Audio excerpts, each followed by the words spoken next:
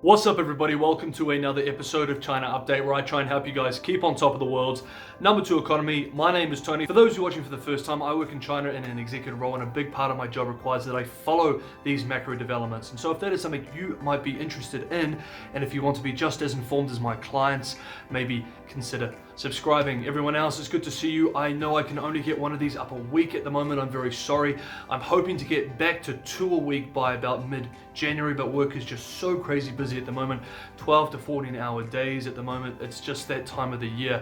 But I did want to get an episode up this week and hopefully another one next week and the week after. And then, like I said, mid-January, get back to normal with at least 2 episodes a week, and maybe in 2021 try and push that up to 3 for you guys. Now in this video we're going to look at 2 important work meetings that the Politburo had in Beijing over the weekend, chaired by none other, of course, General Secretary Xi Jinping. One looking at the economy, another at national security. We're going to be looking at the aggressive diplomatic response from the PRC towards Australia over the last few months, as we've seen a deterioration in that relationship, and what this new diplomatic and state-run media rhetorical exercise means for other middle and smaller powers in the world watching, particularly those who are dependent on the Chinese market. We're going to be looking at Jack Ma's fall from grace and where Alibaba is at the moment. He's had a pretty rough 5 weeks, and we're going to look at the party's so-called anti-monopoly crackdown on technology companies.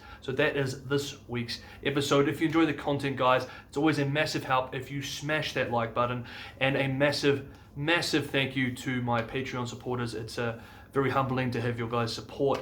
But with all that said, let's just jump into this week's China Update. Okay, first up, over the weekend, General Secretary Xi Jinping presided over a meeting of the Politburo of the Central Committee on Economic Work in 2021.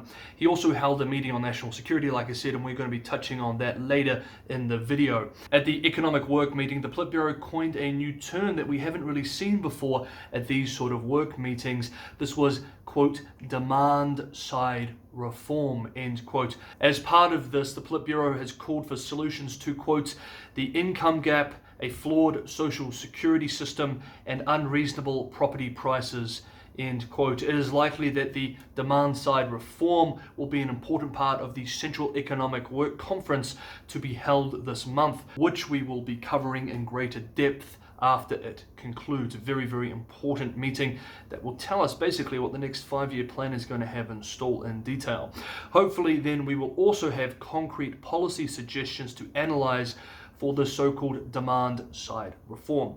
Now you guys know that we have been talking about domestic demand all year. Almost every major economic policy speech made by the leadership has discussed dual circulation and increasing domestic demand, etc.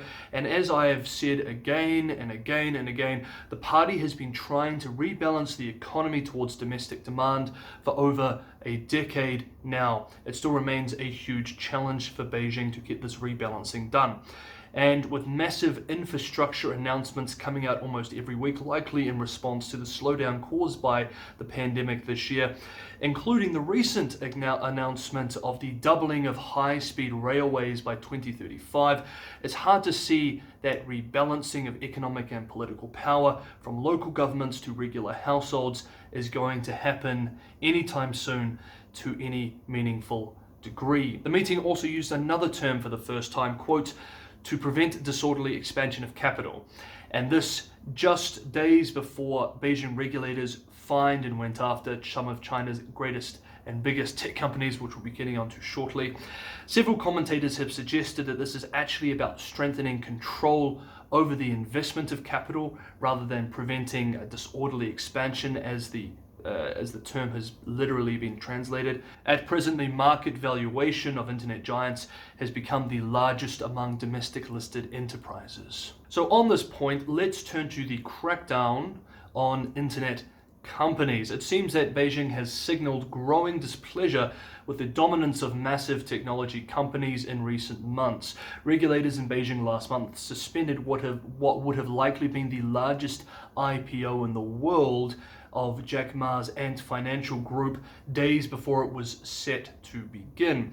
We covered this and the reasons for the pulling of this IPO in depth at the time, about 3 or 4 weeks ago. Check out those videos if you're interested. You can click up here, I'll send you through.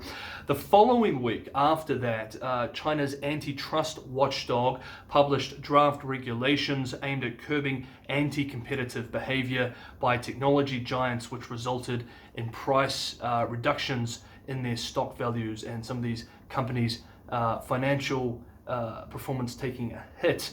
Ant Group seems to be towing the party line now, however. It seems to be getting its PR pitch more in tune with what those in Beijing would like to hear, with Executive Chairman Eric Jin delivering a speech at the 4th China Internet Forum, Finance Forum on Tuesday, where he expressed, quote, strong support for state regulation, end quote, and promised that Ant was going to align itself with national development priorities across the next 5 years, saying, quote, recently, we at Ant Group have spared no effort in studying the 14th five-year plan and the government's policy insights into financial security and financial stability, end quote. He praised regulators for their, quote, scientific and pragmatic spirit, end quote, to create a framework that was, quote, inclusive and prudent, end quote. This, of course, is very different to the speech that Jack Ma made at the Bund Summit about a month ago, which we covered at the time, where he chastised financial regulators as out-of-touch dinosaurs who were getting between tech companies and progress for the country. One last thing on Alibaba before we move on and while we're here. While Alibaba is facing a difficult time at home, it could well be in line to see a shitstorm overseas at the same time. It is being reported this week in the New York Times, for example, that Alibaba's website for its cloud computing business showed how clients can use its software to detect the faces of Uyghurs and other ethnic minorities within images and videos. This seems to be getting a lot of attention internationally and could well lead to sanctions from Washington if they're not careful. Now let's continue with this so-called anti-monopoly campaign from Beijing regulators. Financial regulators were at it again this week, coming after tech companies generally. On Monday, the State Administration for Market Regulation in Beijing hit several major technology companies, including Alibaba and Tencent, who of course runs WeChat, with small fines. This is the first time Chinese internet companies have been penalized under the country's 12-year-old anti-monopoly law, which holds that all firms must apply for antitrust clearance when making acquisitions that cross a certain threshold set by the regulator. In a statement, the regulatory body expressed, quote, investment and takeovers are important means for the development and growth of internet companies. The above-mentioned companies have a long influence in the industry, carry out many investments and takeovers, have specialized legal teams, and should be familiar with the regulations governing M&A. Their failure to actively declare has a relatively severe impact. Commentators point out that these fines are a drop in the bucket for all of these technology firms, but act as a warning from regulators that much more painful penalties could come if they don't improve their behavior. That is, behave the way that Beijing wants them to behave. As I said, over the weekend, the Politburo also had a work session on national security, and it seems that everything under the sun is fast becoming connected to national security under this administration. Yuan Peng, head of the China Institutes of Contemporary International Relations, a think tank affiliated with the powerful Ministry of State Security and a quote-unquote America hand, gave a special presentation to Politburo members. This is the first time a foreign relations expert has presented a lecture at a Politburo group study session on national security during the Xi Jinping administration. Quote, now security is no longer just the job of the party's security organs, but all the top cadres have a role to play. We need to learn and adopt the good practices from the United States and its Five Eyes partners.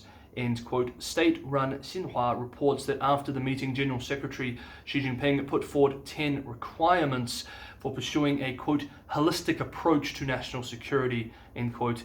Here I'll list a few. Quote, upholding the party's absolute leadership over national security work, adhering to the path of national security with Chinese characteristics, balancing both development and security while placing equal emphasis on development and security, modernizing China's national security system and capacity, strengthening the competence of staff working for national security. Let's begin with a quick China-Australia dispute update for this week before moving to my main point of the story here. On Tuesday, Australian Trade Minister Simon Birmingham said he was quote-unquote deeply troubled by Chinese state media reports that China has effectively banned certain coal imports from Australia. You guys will know, of course, this is hot off the heels of several months of de facto bans on many different products coming out of Australia, from barley to wine, which would, the trade minister said this would represent, quote, discriminatory trade practices being deployed by Chinese authorities, end quote, here referring to the more recent story about the coal import bans. The following day, on Wednesday, Birmingham said that the government had advised counterparts in Beijing of its intention to bring a case against China to the World Trade Organization. But what I wanted to focus on here was not this update with the coal this week between Australia and China on the trade front, but once again, look at the rhetorical response from Beijing. How is China responding to Australian concerns through its state media, and more importantly, through its foreign ministry, through its spokespeople and its diplomats on the ground? We are seeing a new, more aggressive style of diplomacy and foreign policy, which is being used on Australia for the world to see. This is what they said, quote, recently we've seen many reports in which Australia dresses up as a victim, pointing an accusing finger at China directly or by insinuation. This move is meant to confound the public, and we will never accept it. In fact, it is the Australian side that has been politicizing economic investment and technological issues and discriminating against Chinese companies in violation of market economy principles and international trade rules. It has gone so far down the wrong path, went on to say, quote, we hope that the Australian side will reflect upon its own conduct, match its words with deeds, and provide favourable conditions for bilateral practical cooperation in various fields instead of the opposite, end quote. This style of diplomacy may indeed be the new normal for China, with state media organs telling middle and smaller powers basically, get used to it. Quote, how the West should respond to a more confident China is another critical issue. Some Western countries have made malicious attacks and hold ridiculous misunderstandings of China's rise. They feel challenged and hope China will be submissive or even silent. But China's rising role in the world requires a clearer diplomatic style. If other countries stick to an outdated perspective that China should behave as humbly as they expect, this will only harm themselves. They may never be able to learn about the real China. Moreover, a new international order is being shaped as more emerging economies besides China play a bigger role globally. Some Western countries should get a better understanding of the facts and reconsider their ideas and narratives. End quote. China sees this as a more adversarial approach to its foreign policy, and Australia is just one front in what it sees as a protracted information, economic and political war with the US-led West, Japan, India, and others. As the Global Times said in an editorial this week, quote, Australia has stupidly turned itself into the front line of China-West confrontation, end quote. Okay guys, that's China Update for this week. Hopefully see you guys next week wherever you are. I hope you're staying safe and staying sane. See you next time on China Update.